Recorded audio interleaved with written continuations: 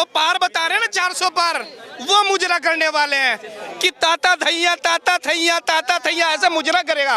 विपक्षी नेता मुजरा कर ले जाते। मैं जैसे टीवी लगाता हूँ, जैसे उनका चेहरा दिखता है तो मैं टीवी बंद कर देता हूँ।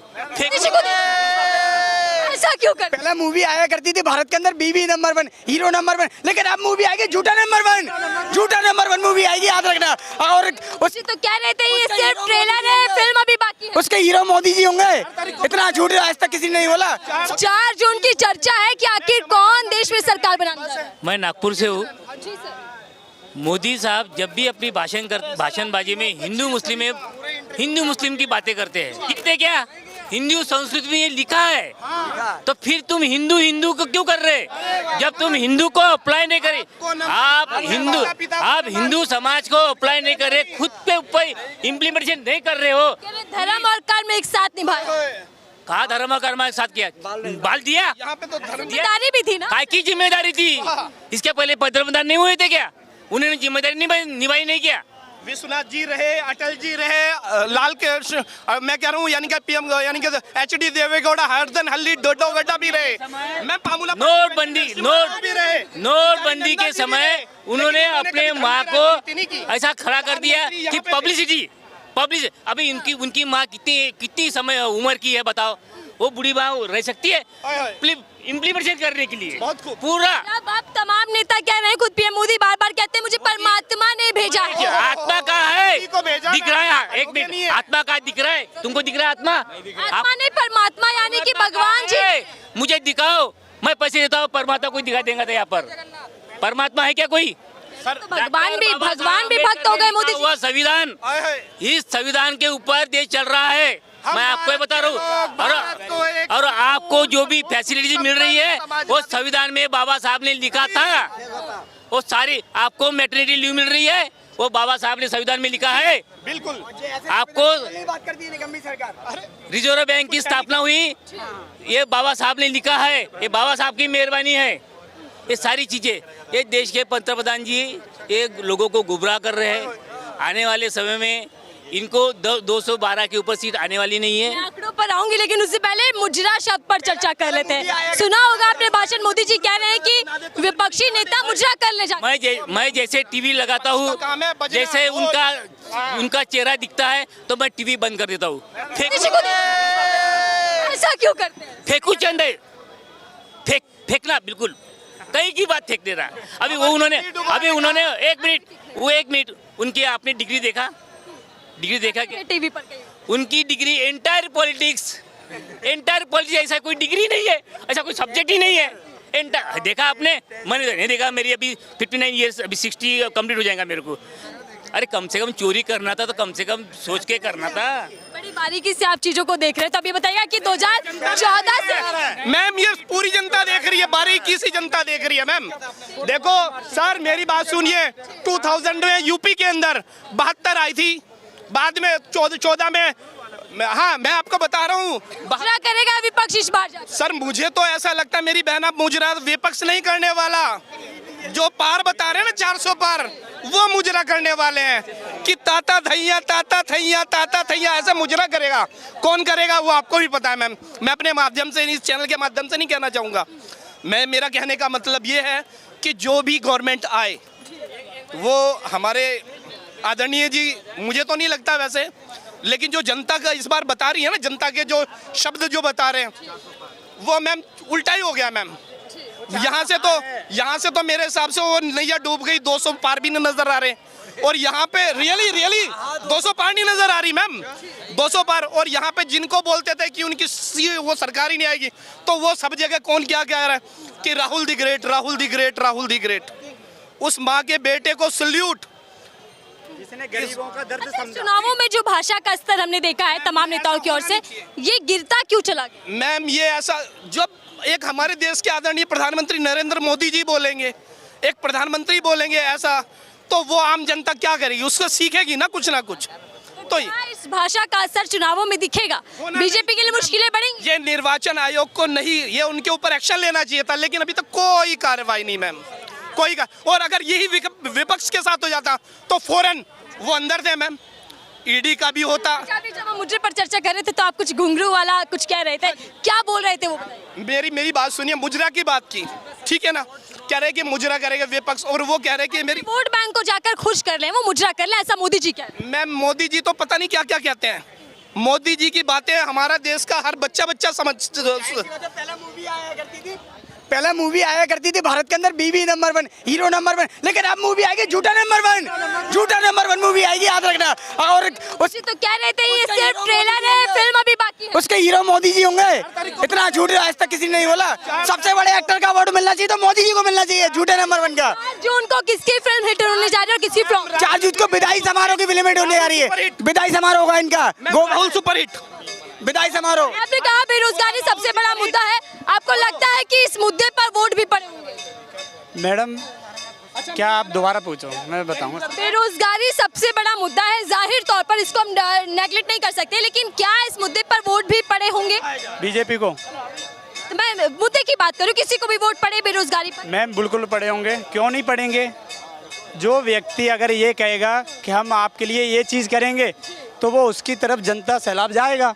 और एक छोटी सी बात, तलवारों के साये पे इतिहास हमारा बनता है, जिस और युवा चलता है उस और जमाना चल देता है। तो जितना भी यूथ है सारा राहुल गांधी के साथ है। तो जो मोदी लहर थी वो फीकी हो गई। कहाँ है लहर? आपको दिख रही है? मुझे तो नहीं दिख रही लहर। मोदी की गारंटी अब देश में है। मैडम मोदी की कौन सी गारंटी है? हर एक आदमी जान गया है, अब तो सोशल मीडिया जमाना है। दुबराटी एक एक चीज़ बारीकी से समझा रहा है। हर अरे भैया ध्रुव राठी तो ये भी कहें केजरीवाल को पहली बार जेल हुआ है। 2011 में केजरीवाल जेल नहीं गए क्या? नहीं सुना। ध्रुव राठी तो सुनते हैं। क्या आया करो, तुम्हारे कहने से है। ध्रुव राठी की बात। मुद्दा ध्रुव राठी छोड़ दीजिएगा, मुद्दा इन चुनावों में क्या? 2011 में केजरीवाल जेल के नहीं गए। कौन? केजरीवाल 2011 पर आ जाते हैं। जेल मुद्दा नहीं है, मुद्दा ये है कि 4 जून को किसकी गारंटी में दम दिख। प्रॉब्लम यही है, मुद्दे की रोजगारी की बात करो सीधा आ जाएंगे। कश्मीर पे चले जो गलत करेगा उसकी बात ना करें, जो गलत करेगा उसकी बात ना करें, गलत होने दें। ये बहस नेताओं में भी दिख रही है और जनता के बीच भी दिख रही है। क्या लगता है सर, कौन सा मुद्दा इस बार काम कर? सबसे बड़ी मुद्दा है बेरोजगारी, महंगाई, एजुकेशन। एक इंफ्रास्ट्रक्चर को छोड़ के बीजेपी गवर्नमेंट ने बाकी कुछ काम नहीं किया। ओनली इंफ्रास्ट्रक्चर में जो भी इन्होंने काम किया होगा, जैसे रोड हो गया, ये ब्रिज हो गया, इन्होंने इंफ्रास्ट्रक्चर में बस काम किया, बाकी धरातल पे वो जीरो है। एजुकेशन पे इंडिया एक ऐसा कंट्री है जो सबसे हाई टैक्स लगा हुआ है। एक गरीब का बच्चा कहाँ से पढ़ा पाएगा आप बताओ? पेन, कॉपी, पेंसिल जो कि हर एक कंट्री फ्री देता है, उस पर हम 18% टैक्स दे रहे हैं। कहाँ से लेके आए? गरीब का बच्चा कहाँ से पढ़ा पाएगा आप भैया? सुनो, ये मुर्गा लड़ाने की बात नहीं है, तुम बात अपने अरे सुन ले मेरे चाचा, मेरी सुन ले। इन्होंने मेरे से पूछा, तू बात करना, मुझे कोई आपत्ति नहीं है, ठीक है ना? ये मेन मुद्दा है।